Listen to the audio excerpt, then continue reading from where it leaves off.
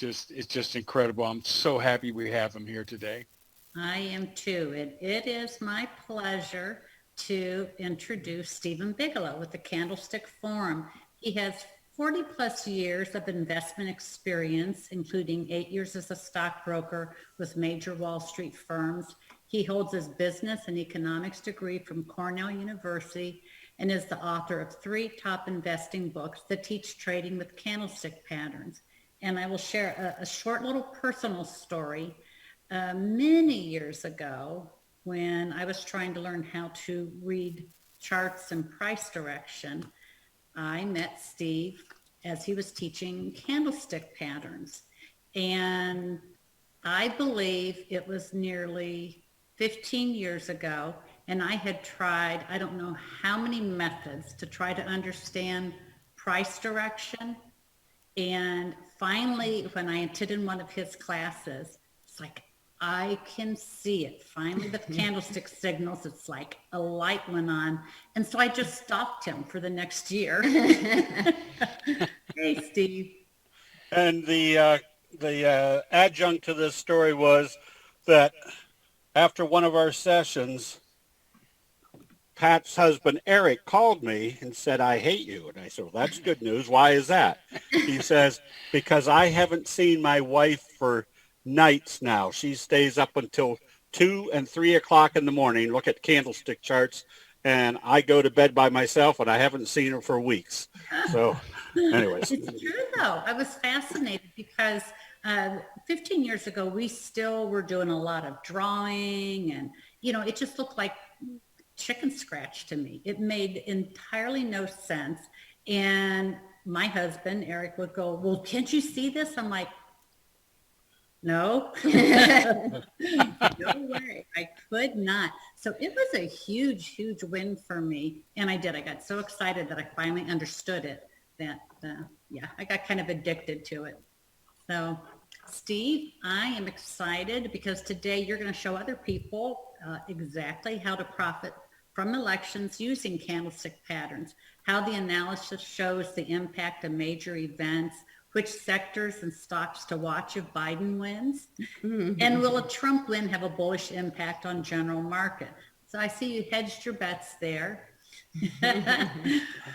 All right. So I guess, Raleigh, if you could ask a question, I want to see, just take a percentage of how many people have seen my presentations before on candlesticks. That'll give me a gauge of how descriptive I need to be on each chart. Okay, folks. So how many people have heard Steve before? Come on, guys, wake up. Give me some feedback. Not me, not me, not me. All right. I have, not me, not me. Yes, I have. Love his jokes. Okay.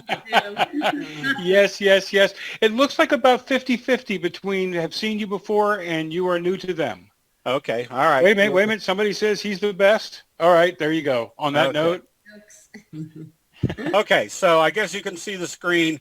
Winning candidates, which are the winning trades? Now, I've got to hedge that because the assumptions are that if Biden won, probably the green energy stocks would be good. The banks would be bad because if he was raising taxes, that would knock the banks down. If Trump wins, the oil stocks would be good. But here is the benefit we have with candlestick analysis. And I say benefit with candlestick analysis is before candlesticks came along, I was the worst investor in the world. I was even a stockbroker for 8 years. And there's a good example of why when the public buys, that's time to sell. That's because there was stockbrokers that tell people when to buy and sell. So with assumptions, we can assume that if Biden won, things like Genco Solar was going to be acting well, and we could see that in the chart. Now, this is a chart that is very simple to understand if you're a candlestick investor. We had a fry pan bottom, and we could stay long as long as we stayed above this line. This is what we call the T line. Now, I'm going into this so that we understand what the strength of stocks and weaknesses of stocks were, looks like the Dow closed down 311 points today. All right. But as long as you see a buy signal, let me see if I can get to that. I'll get to the T line here in a minute. But remember all the assumptions that you people have. Sell in May and go away, or there's a Santa Claus rally. Those are always things that you kind of lean on, but the advantage we have with candlestick charts is the charts tell you exactly what is happening based upon investor sentiment. The Japanese race traders always profess, let the market tell you what the market is doing. So candlestick analysis, for those that are new to my presentations, is the candlesticks are the graphic depiction of everybody that's buying and selling during a specific time frame. Now, a lot of people ask, well, do they work on the intraday or they work long term? Candlestick signals are the graphic depiction on any time frame. I used to trade the E-minis off a 1 minute, 3 minute, 10 minute chart combination. Currently, I trade intraday if I'm sitting here, soybeans or cattle or something like that off the 10-minute chart. As a swing trader, I'm using the daily charts as my my trade vehicle or my time frame. And people say, well, does it work for Forex? It works for any trading vehicle that has fear and greed. Whether you're buying stocks, bonds, currencies, commodities, tulip bulbs, anything that has fear and greed, candlestick signals are just a graphic depiction of what's going on in human nature. So when I was first learning candlesticks, the simple observations were the Japanese race traders would point out where do most people buy or where do most people sell. Most people buy exuberantly at the top.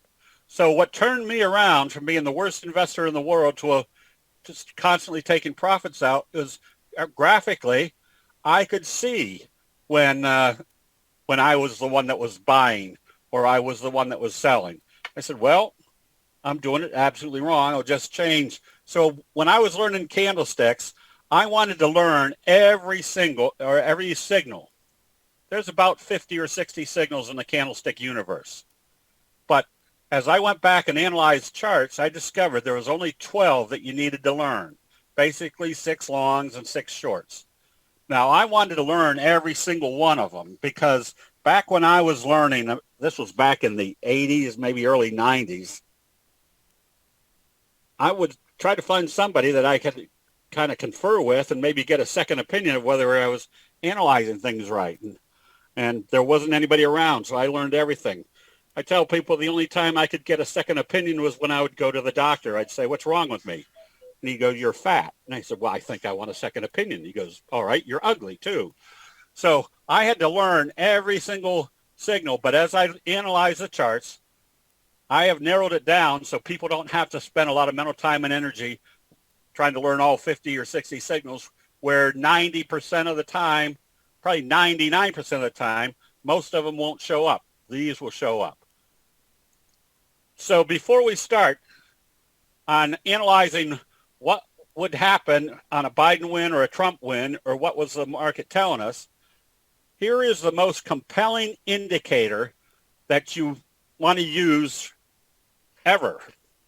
You've got all sorts of indicators out there, but the T line is the 8 exponential moving average, and it has Fibonacci characteristics, meaning it acts like a natural support and resistance level of human nature.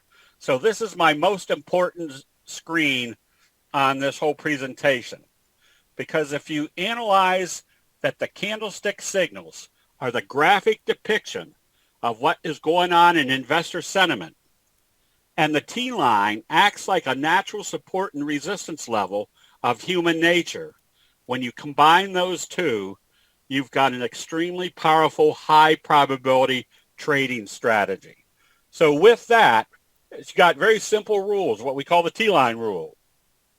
If you see a candlestick buy signal and a close above the T-line, you can stay long until you see a candlestick sell signal and a close back below the T line. Now, I'll make, let's see, I think I'll do it on this chart. The T line is the black line, a exponential moving average. I've got a little gray line in here that's the 34 EMA. That works relatively effectively. We also have the 50 and the 200 simple moving averages. We have those on here not because we're using them for analysis.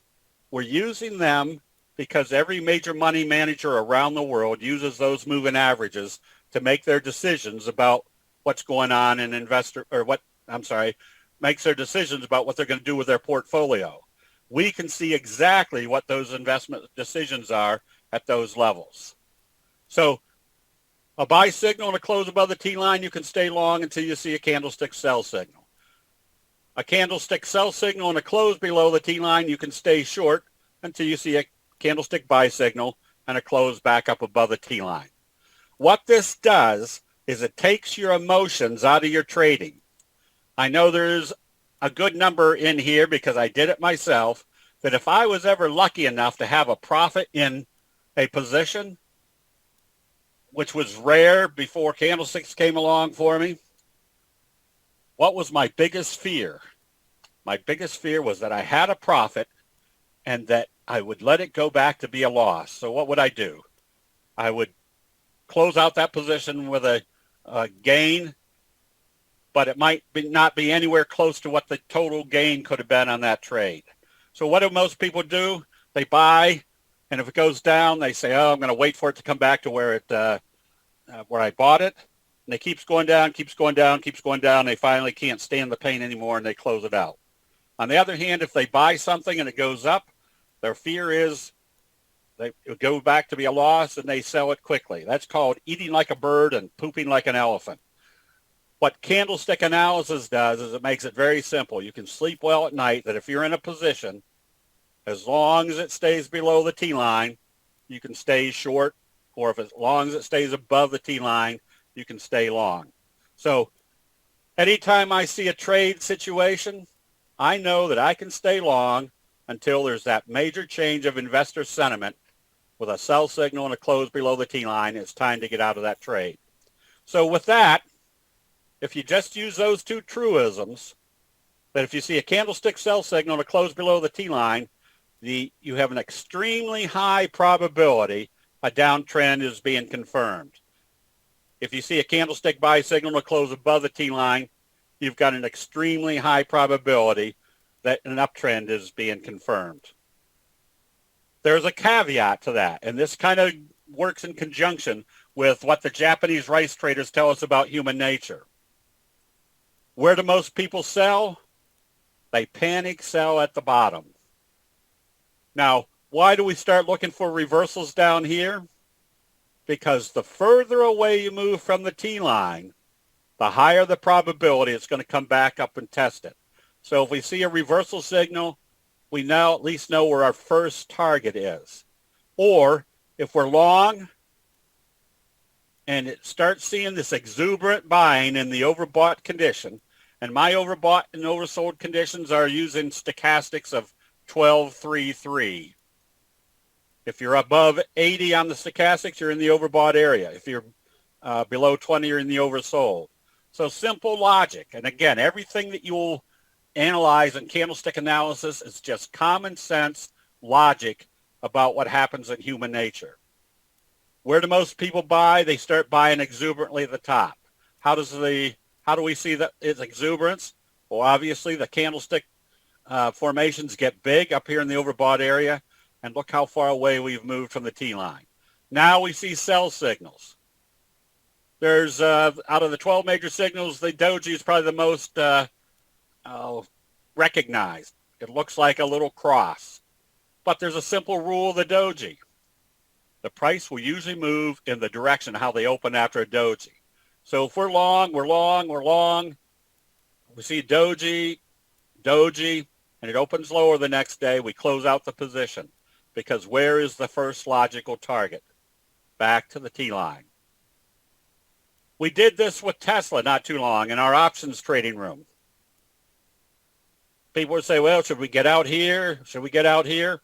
And the answer was no, you stay long as it stays above the T line. Now look what was happening. Gap up, big move. Now look what was happening. We were moving way away from the T line, exuberantly away from the T line. Again, where do most people buy? They buy exuberantly at the top.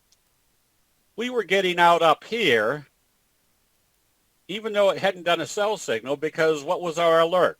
The fact we were that far away from the T line. And what did we do? We just simply moved to our 10-minute chart. And when the 10-minute chart showed us that there was selling started, that's when we took our profits. So the benefit we have with candlestick analysis is we know that it is going to move based upon what investor sentiment is telling us. The first basic analysis of price movement is prices do not move based upon fundamentals. Prices move based upon the perception of fundamentals. Raleigh or Pat, if you see questions coming in, don't be afraid to throw them in here so we can take care of them pretty close to the chart that we're looking at. Will do. Sounds good. And so everybody, if you have questions, don't be afraid to ask. So sector analysis. Now we had kind of a convoluted, what do I want to say, reaction to the election because there wasn't a, what do I say, confirmed winner. It's still in litigation and all sorts of mess. So what does that tell us? Doesn't tell us too much of anything. However, the day after the election, a vaccine announcement came out, and that blasted a lot of sectors. Obviously, the regional airlines could be analyzed on their charts that this was being benefited by a vaccine. So unfortunately, my whole dissertation here that's supposed to be on what's going to happen based upon a Biden win or a Trump win was overshadowed by the fact that there was no real winner, and we had the vaccine announcement that took a lot of stocks and moved them dramatically. Now, this goes back to a very simple statement. You let the market tell you what the market is doing. I would not have any idea which sectors might be moving better than the others.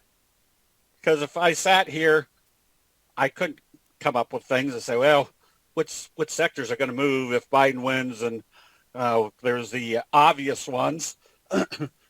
But I wouldn't have guessed that pollution and treatment would be acting strong.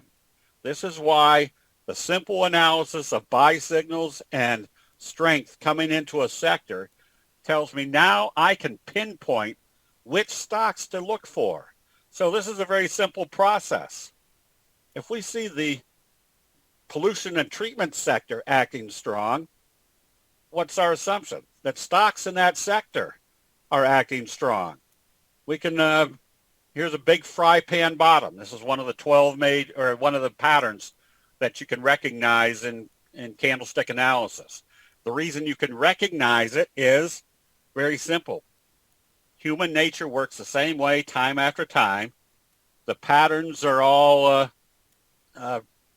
recreation of the reoccurring investor sentiment that occurred time and again. And so there's a fry pan bottom on Aqua.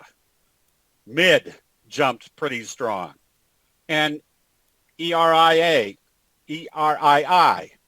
also jumped back up.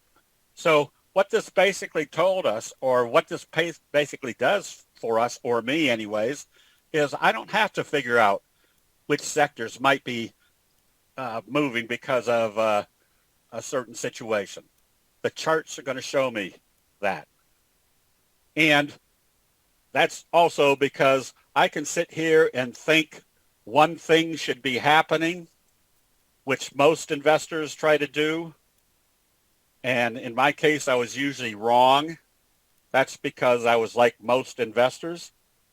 So when you go back and say, well, let the chart tell me what people are thinking, now you have much better insight as to what was the thinking of something happening, of maybe not just the obvious, but somebody thinking 1 or 2 steps ahead. Whoops.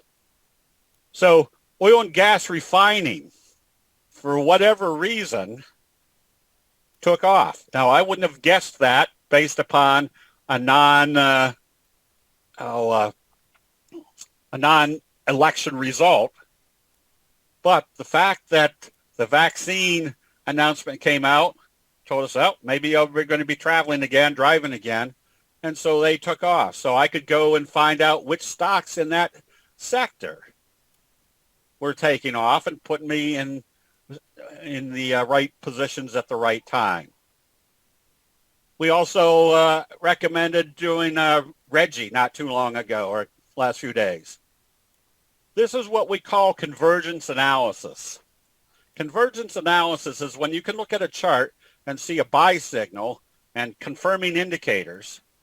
But if you can also see other factors, meaning additional factors that would confirm the buying, such as a morning star signal, one of the 12 major signals, bouncing right off the 50, closing back up above the T-line, and then this is what we call a bullish flutter kicker signal. A kicker signal is your strongest candlestick signal. It's where they open here and close here. The next day they gap up and go the opposite direction. Well, in this case, they gapped up above the previous day's open and did a doji. Now, remember what we just said about the doji rule. The price will usually move in the direction of how they open after a doji.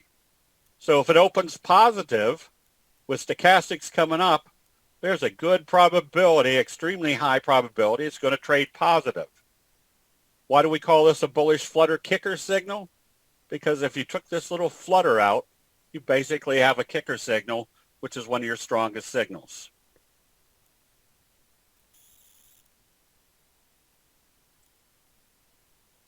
Whoops. Oh, that was supposed to be better. So this was supposed to be a rhetorical question. Was the election results affecting the markets? And the answer was no, it's vaccine. Oh, there it is. The election results haven't done anything to really stimulate the market one way or the other. It's been the vaccine that has created the big results. So on things like ICPT, it took off like a rocket. Steve? And yes. So we can let people stay up with you. What is the green line? So just repeat the green line there. This little green line? Yes. Is the 3T line. Okay. Now the 3T line acts in conjunction with the T line. And it works 2 ways. One, it acts as a little additional confirmation if you see a buy signal and the 3T line crosses. And 2, if you're moving too far away from the T line, then the 3T line becomes a more effective reversal indicator if you see a sell signal and it come back down through that level. If it does that, that means they're coming back to the T line. Go ahead. The gray moving average? The gray is a 34 EMA. Now, the nice thing about candlestick charts is we know that the top priority for analyzing anything in investor sentiment is the signal itself. Everything else is a confirming indicator. So as you can see, the charts aren't real junky. Got very few indicators on it. And basically it's because the signals are your top criteria. So I put the 34 EMA on there because it works reasonably well. Now, the true fact of the matter is I could take everything off this chart except for the signals themselves and the T line, and I could trade very effectively. Or the signals and the T line and stochastics.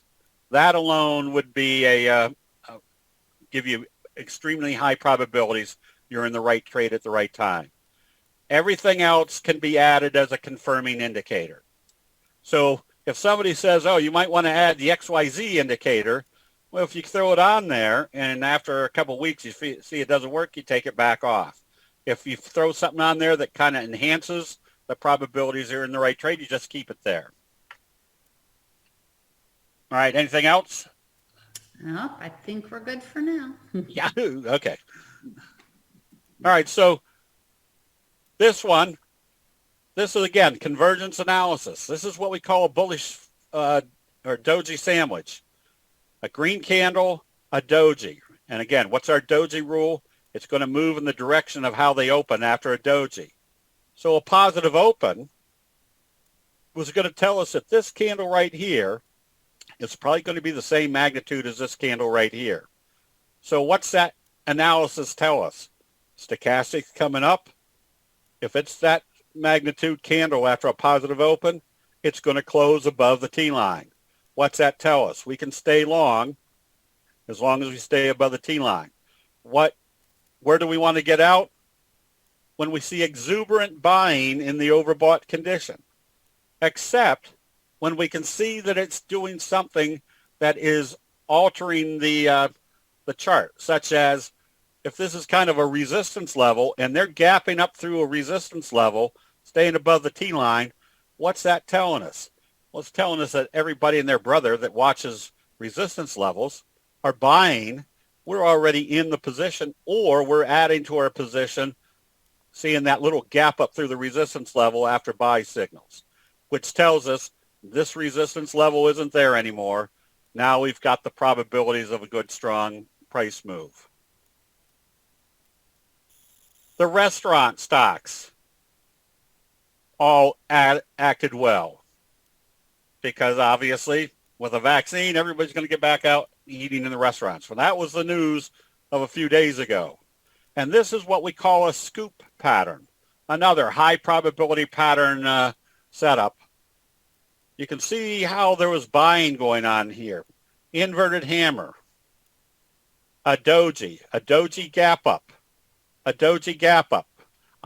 As you can see, it's rounding as a bottom here. Now, we can break apart the whole pattern. This is an inverted hammer. It's kind of a reverse psychology. If the bears are happy, the bears are happy, the bears are happy. Whoops, there's some buying going on. The bears are getting a little bit nervous, but they're relieved that it closed near the low end of the trading range. The next day, the bulls step in again. The bears say, shoot, the bulls are here again. Get me out of this trade. Now, I point out this inverted hammer because it's one of the 12 major signals. It's probably the least frequent of the 12 major signals. But, and this is unofficial, this is my statistics of trading 40 years, that anytime I see an inverted hammer in the oversold area, followed by bullish confirmation the next day, you've got probably a 95% probability or greater that you're going to be in an uptrend. And here's another aspect of candlestick analysis. Because there are expectations following candlestick signals, makes stop losses very simple. If I was buying this with a 98% expectation of trading positive, where would I not want to see it trade? I wouldn't want to see it trade back through this level. If it did, you close it out. This is the process that everybody preaches that says cut your losses short and let your profits run. In the 40 some odd years I've been trading, I've never heard a single one of them tell you how you cut your losses short and let your profits run. Candlestick analysis uses very simple logic to tell you when to stay in a trade and when to immediately get back out of a bad trade. Following that inverted hammer, this is a doji gap up. That's called your best friend. That's because it has two elements to it. One, it's called your best friend because the probabilities of being in an uptrend is extremely strong. And two, the magnitude of that uptrend is going to be extremely strong. So you got a best friend signal, setting up a scoop type pattern. This is the expectation, a slingshot effect up to the upside. So here's the T-line rule. And again, I used to being the worst investor in the world, when candlesticks came along, I was just happier than a pig in doo-doo. But I've finally found something that would put me in the right trade at the right time. And I was making decent money. But then when we were introduced to the T-line, adding that to the chart, that kept me from getting out of trades that might be a sell, but didn't confirm because it never closed below the T-line. Now, the reason the T-line is so effective for us is you will notice how often the T-line acts as support on these trades. And the reason that is relevant is people aren't watching to see what it's going to do with the T-line because nobody has the T-line on their chart. I tell people when they pull back here, they're just pulling back on most people's charts just to an area and then coming back up. We have this indicator that tells us where the actual support level is. We're still holding on to NIO. NIO, I think, was up another $4 or $5 this afternoon. I would have probably closed this out a number of times and just watched it go on without me. But as long as it didn't close below the T-line, you can hang on to this one. So that was the same logic over here, that if you had bought, not only was it not trading below the T-line, they weren't even trading back below the 3T line. So if they're not even trading back below the 3T line, that tells you that bullish strength is there. And then where was the time to take profits? Look what happened up here. Look how far away you had moved from the T-line in the overbought area. That's where you start going to your 10-minute chart. Now we're getting ready. RSI? Pardon me? Go ahead. Someone had a question, if you'd explain the RSI. Oh, it's not RSI. It is stochastics. Right, they see RSI on your chart, so kind of show them below that. Oh, I was just, you can use either RSI or stochastics, whatever is better. I threw this on for an illustration that no matter what you use, some people use RSI and some people use stochastics. Now, I've been using stochastics. Okay. The worst case scenario is you can put both of them on there. It's not like you're getting confused. You can see which one works more effectively. Okay, and then I'm going to type into chat for everybody that the T line is the 8 EMA, correct? Yes. And the 3T line is the 24 EMA. No, the 3T line is the 3 EMA. 3 EMA, okay. Yep. The gray line is the 34 EMA, which works relatively effectively. Okay. And I say relatively effectively enough that it you can put it on your chart. It's not cluttering anything up, and it works reasonably well. And Steve, Raleigh here, there was also a question that came in. I think you'll get to this a little bit later. Was wondering if this is good for day trading futures as well. Yes. Remember, this candlestick analysis is the graphic depiction of everybody buying and selling during any time frame. As I mentioned before, I used to trade the E-minis off the 1 minute, 3 minute, 10-minute combination. So you can pick out any combination based upon the nature of your trading. If you're day trading, but you're only making maybe 2 or 3 trades during the day, maybe use a 10-minute, 15-minute, 30-minute combination. If you're trading pretty active, maybe use a 1 minute, 5 minute, 10-minute combination. So it works just as well on a 1 minute chart as it does on a monthly chart. As I mentioned before too, I trade soybeans, cattle, cotton, any of the commodities, but I'll usually trade off the 10-minute chart. I'll use the 10-minute chart as my bellwether, but if I see a candlestick buy signal occurring near the 10-minute chart, then I'll flip over to my 5-minute chart to see if the 5-minute chart is also forming buy signals or continuing in the same direction, so it's going to further enhance the 10-minute chart. And then if I get ready to pull the trigger, I'll flip down to the 1-minute chart to make sure the 1-minute chart is still moving in the same direction that was still going to perform or confirm the 5-minute and 10-minute chart. So you can trade any time frame. If you're a swing trader like myself, or my trades are usually 10 or 2 to 10 trading days, I'm going to trade off the daily chart. If you're more of a long-term holder, and in my case, a long-term hold is about 3 weeks. But let's say you want to hold on to things for a month, 2 months. You don't want to watch them every day. You might use the combination of the daily chart and the weekly chart to make sure the trend is still in effect. So the charts are what they call fractal, which means they work, all the indicators work just as effectively on a 1 minute chart as they do a monthly chart or anything in between. Okay, so with that, this is what the Dow did today. Now, remember a while ago, and this is what has turned my investing around, because if you remember what all the talking heads, all the experts said was going on, oh, things look bad, blah, blah, blah. But then we started seeing a doji hammer bouncing right off the 200-day moving average. So what did that tell us as candlestick investors? That told us that everybody was deciding to buy right off the 200 with stochastics in the oversold area. And when they opened up positive the next day, what was that telling us? That was confirming the doji and our doji rule. They were moving in the direction how they opened after a doji. They gapped it up. There's your best friend signal. That implied we were going to be in a strong trend. The next day when they took it through the T-line, further confirmation we're going to be in a strong trend. Then we were getting up into the overbought area when they gapped it up because of the vaccine.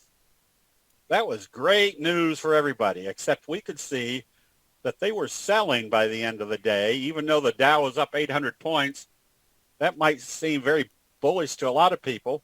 We could see there was already selling going on. So right now, today, the market sold off 300 points. So where's the next logical target? With stochastics in the overbought area? Probably at least back here to the T-line. What's that tell us about our positioning? We probably, definitely if we have any longs that were looking weak, we were closing them out and we were adding to short positions. We can do the same analysis. So a lot of people ask, well, if you use the Dow, isn't that only 30 stocks? You can use the Dow, the NASDAQ, the S&P, and the transportation index. And you can analyze each one of those. And that's not a difficult process. You can probably analyze what is going on in each one of those charts total of 15 seconds.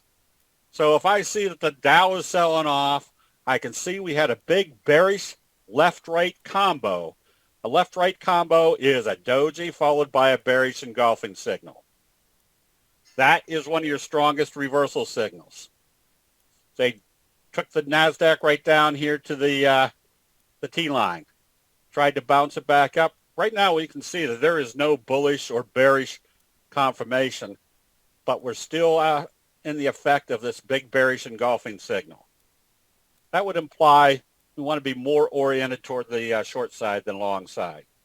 So I keep telling people this is not rocket science. This is merely having the ability to recognize the signals. And not only did the Japanese race traders provide us the graphics of the signals, but they also told us what the results or why those signals are being formed, what the investor sentiment was that caused those signals. So if you can recognize a signal and you understand what caused them, now you have the same analytical grasp as somebody that's been trading in the market for 50 years. We had been short run because run was in a downtrend. And then this is what we call a blue ice failure. This was named by my late friend Dave Elliott of Wall Street Teachers. His philosophy or his explanation was they fell through the ice. Then they come back up and try to find the hole that they fell through. They fail, so they drown. Where are they going? They're going to the bottom of the pond. So we're short this one. Notice what even happened today. It gapped way up, and then for the rest of the day it sold off. Our expectation is that and this also creates what we call a bearish J-hook pattern, which is one of the patterns. Bearish J-hook pattern is a downtrend, then a hook up, and then wave 3 is usually the same magnitude as wave 1. So that's added confirmation that we can be shorting this one again, because our expectation is they could take this all the way down to the 200-day moving average. Now, will it get there? We don't know, but the probabilities are that it's heading in this direction. And what is our criteria? Not for the target, but we stay short until we see a candlestick buy signal and a reversal. So all this is basically candlestick analysis is just investment common sense put into graphics. If we need to, we can go to some live charts, but before that, I guess we've got a special. And it's more oriented toward the T-line and some high profit trade setups. Now, the reason we can recognize high profit trade setups is because investor sentiment works the same way time after time. All we have to do is analyze what's going on in investor sentiment, which basically puts us in the right trades at the right time with a high degree of probability. Now, the word to stress there is probability. The reason we're looking at these patterns and signals is because over 400 years, the Japanese rice traders have illustrated what a signal looks like and what the expected probabilities are from that trade. So that gives you two dynamics that most trading strategies don't do for you, which is it tells you exactly when to get into a trade, how long to stay in the trade, or it tells you when you get into a trade and it doesn't work, it tells you shows you to get out immediately. Again, cutting your losses short so you can take those funds and move on to a trade that has better probabilities again. So this package is very descriptive of how to use the T-line. Again, the T-line is probably the most effective indicator that I've come across in all the years that I've been trading, and I've used every single indicator in my years to try to improve my trading. Very simple logic. If the candlestick signals tell you what's going on in investor sentiment, and the T-line acts as a natural support and resistance level of investor sentiment, when you combine the two, you get a very powerful combination. So Well, we got this. well, I'm sorry. Oops, go ahead, Pat. We put the link in chat, and are you able to do a screen share if we have any requests for you to review some charts? Yes, let's see. Let's do this. Why don't we do that? Let's do this. All right. So here was our trade on, can you see the chart all right? Not just yet. So let's make sure the screen share goes back. Oops, screen share. Yeah. And if everyone would put some requests in or additional questions while we have Steve, let's abuse them. Why not? Poor Steve. Yeah. Okay. Did the screen share come up? Yes, we see it now. Okay. See if we get some chart requests coming over. Okay. So again, going back to this improves our probabilities of being in the right trade at the right time. Recognize a pattern that you can see quite often. Let me throw up a couple. Question about slow stochastics and moving averages. So John was asking, are all the moving averages slow or fast? They're all slow. And why? It doesn't matter. We're not buying stochastics. What the logic is for stochastics, let me find something with much sharper movement. We're using stochastics to tell us where we are in the trend. So the logic is, if you see a candlestick buy signal in the overbought condition, it doesn't mean very much. If you see a candlestick sell signal in the oversold area, it doesn't mean anything. What we're looking for is a candlestick sell signal in the overbought condition or a candlestick buy signal in the oversold condition. So the stochastics are not anything that you have to be specific on. It's slow stochastics, and I used 1233. And the only reason I use 1233 is because when I first learned candlesticks back decades ago, the common stochastic number was 1455, but that was too slow for what I was doing, which was swing trading. So I just spent a night at a computer, which that was just about when candlestick charts came onto the computers, that I would set my stochastics based upon the peak and the valley. So I'd try 1432 or 1315 or all sorts of numbers. And 1233 was pretty close to what I needed that I've used for the last 40 years. So it doesn't matter whether this is fast stochastics, low stochastics. You just want to find something that is kind of correlating to when you're seeing the buying and the selling. So Steve, Raleigh here, another question has come in. How would you react to a situation where you're in a trade and the T-line does not react with your stochastic overbought condition? Is that a clear sign to get out of the trade?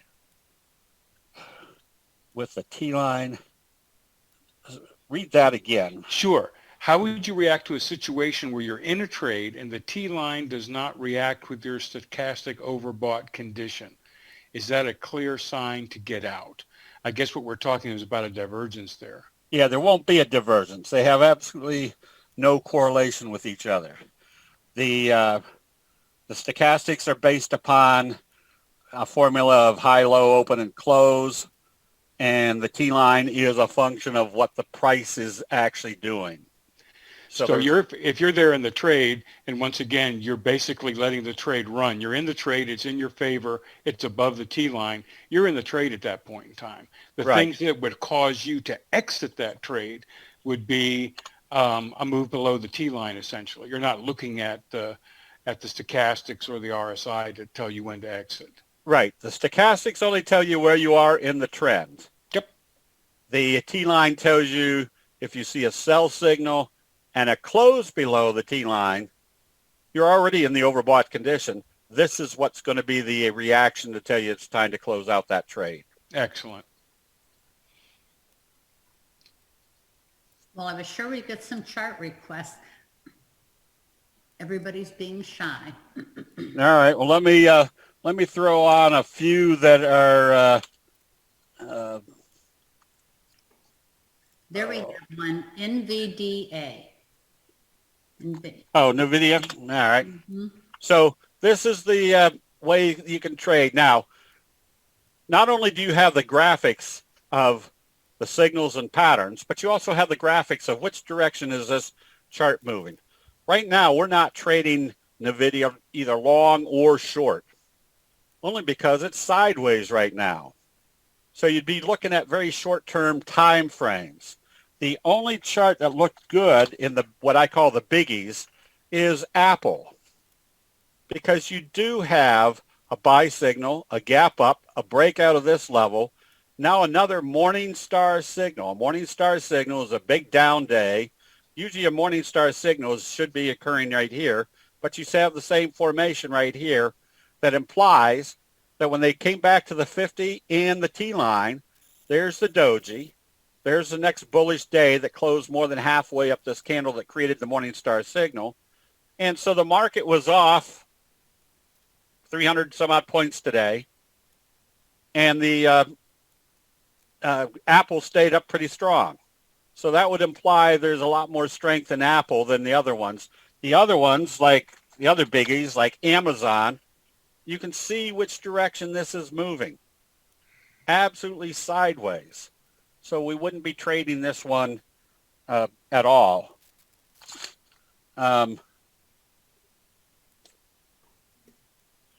We have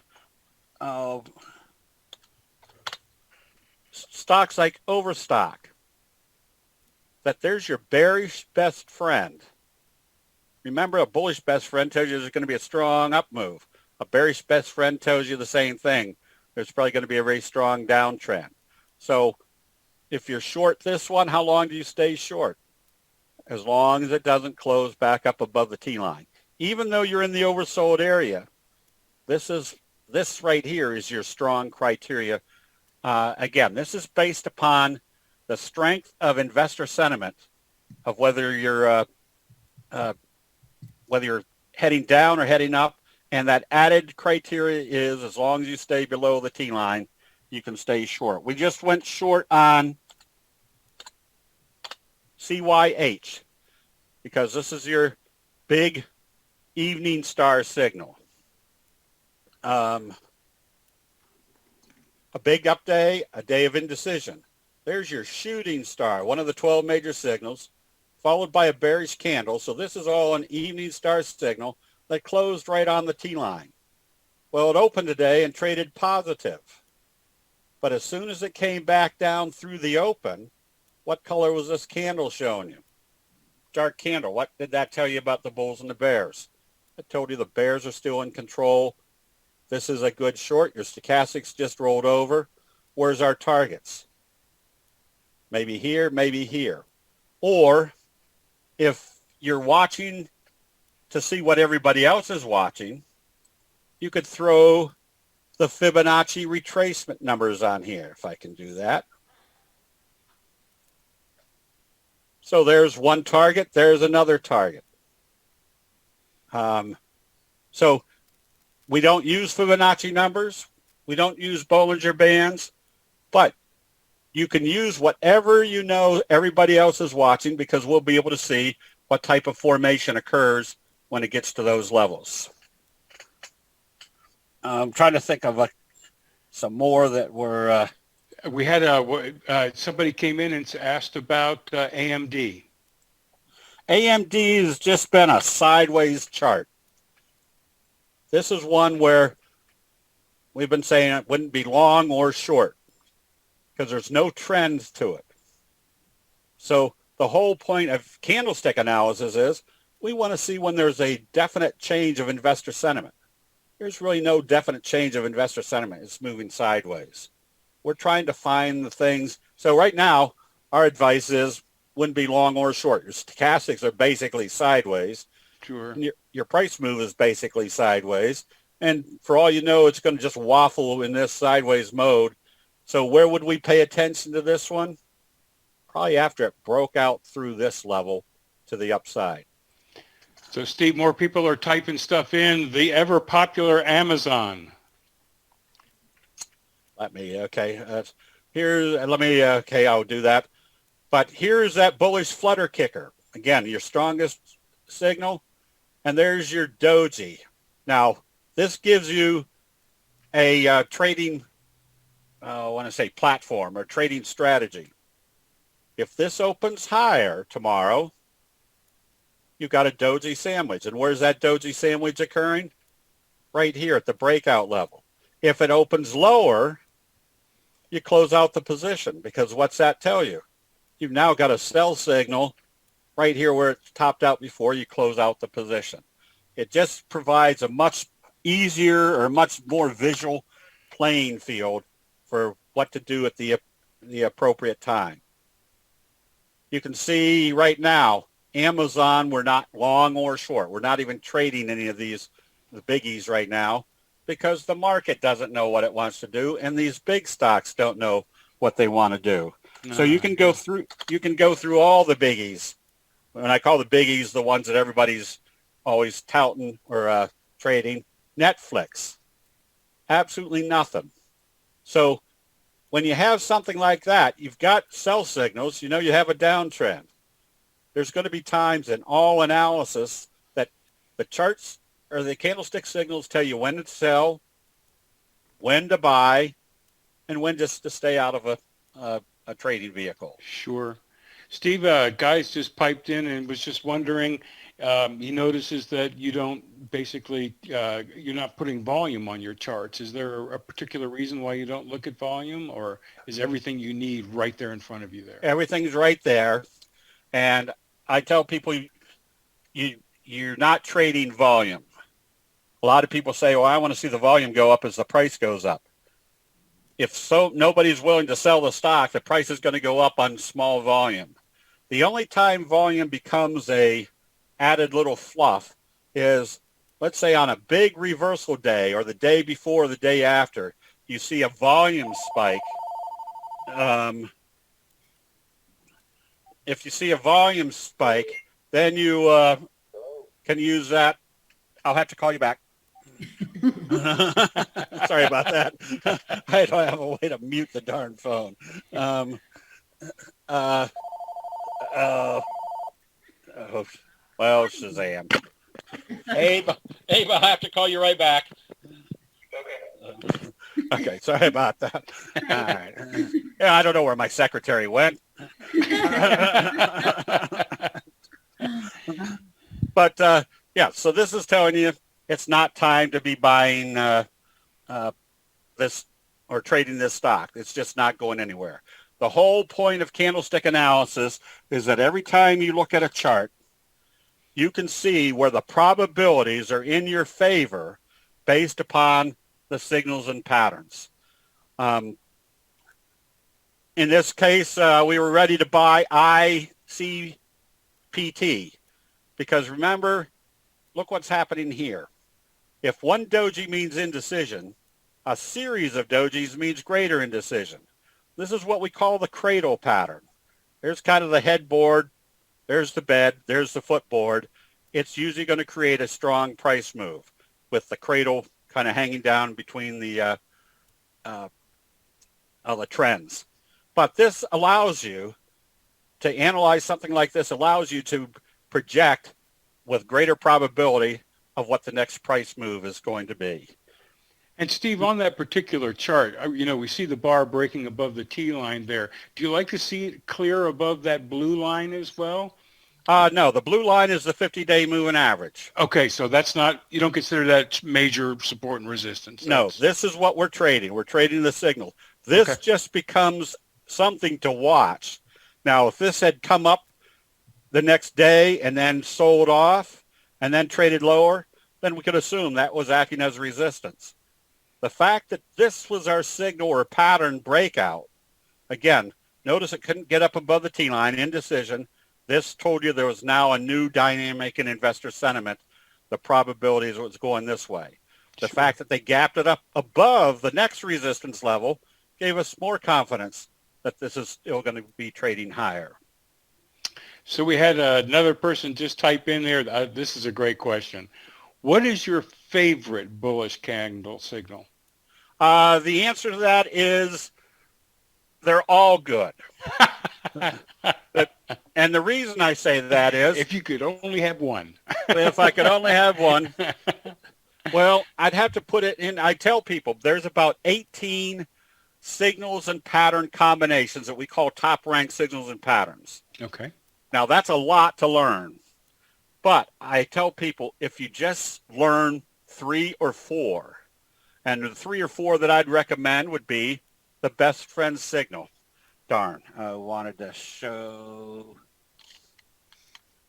Let's see if I can find. The best friend signal is that doji gap up. Well, here's a case. We're going to be doing a training session in a couple of weeks on what we call convergence analysis. And convergence analysis, again, is putting as many aspects into our bullish confirmation as possible. This is what we call a bobble breakout. That's a J-hook pattern that's more defined by resisting at the T-line, at the 50, pulls back right to the T-line, and then goes through. That's a bobble breakout. You can see that's a J-hook pattern with a more defined resistance level. And then where does it pull back? It pulls back. This is another element of human nature. If they break through a resistance level, they'll usually come back and test that level to see if it's going to act as support. If it acts as support, everybody's confident that it's acting as support and they'll start buying. We could see the buying started with that hammer signal and a close back up above the T-line. Now you've got another J-hook pattern. So what's the implication of this whole chart? There's still a lot more upside because you're getting a lot of buying and more than just one confirmation. Oh, I forgot which one you were... No, the question, was, is there... Oh, my favorite. Okay. Yeah. I'm sorry. Yes. So anything, there's your best friend signal, doji gap up. So if I was going to pick one, it would be the best friend signal, but I'd follow it right close behind with a left-right combo. That's a doji followed by a bullish engulfing signal and the kicker signal and a fry pan bottom breakout. So if I was going to pick 4 out of the 18, I'd pick those 4. And just with those 4, with the simplicity of candlestick scans each day, you would have more trades than you'll ever be able to handle, which puts you in a position where if you've picked out 15 good trade setups for the next time frame that you want to trade, now you're in the position to cultivate those trades to see which ones are the best ones out of those. So you're constantly cultivating your portfolio to where you're putting in very strong probability trades. So that best friend signal followed by a J-hook pattern. What do we know should happen here? If it opens positive, we've got a doji sandwich telling us we're continuing higher. Sure. And then if I'm, once again, in this trade, I'm just spitballing here, Steve, just a little bit. I could be using the T line to trail a stop potentially, something along those lines. Yep. Yes. So if we've got a good trade going on, just use one simple rule. You stay long until you see a sell signal and a close back below the T line. Mm-hmm. So the T line has, as I said before, I was making good money when I first learned how to use candlesticks, but when I added the T line to my analysis, the probabilities are always so strong that you're in an uptrend as long as it doesn't close below the T line. It kept me from getting stopped out or saying, oh, I'm going to close here. It looks like a sell signal. I'll get back in if it goes back up. Well, usually I'm moving my money someplace else. Now I could comfortably just stay with it until we see that that sell signal. So if I was in something like this, I could just stay long, and I don't have that fear factor that, boy, I'd hate to have this turn into a loss. I can see exactly how long to stay in it and when to come back out of that trade. Absolutely. Steve, one more here. We've had several people type in, and JMIA. Oh, Jemiah. That one was one that we were long because of the fry pan bottom breakout. Look at your doji sandwich. What did the doji sandwich tell us at the 50? If it opened positive, what was it telling us about the 50? The 50 was not going to act as resistance. How long did we stay long? Until you started seeing sell signals, closed out, got back in because there was your J-hook pattern. But look what happened up here at the same level that it topped out before. This is a hanging man signal, one of the 12 major signals, and a harami, which tells you the buying had stopped. When it opened lower the next day, we closed out the position. Right now, we wouldn't be long or short because that's just now a nothing chart. I wouldn't be long or short this one.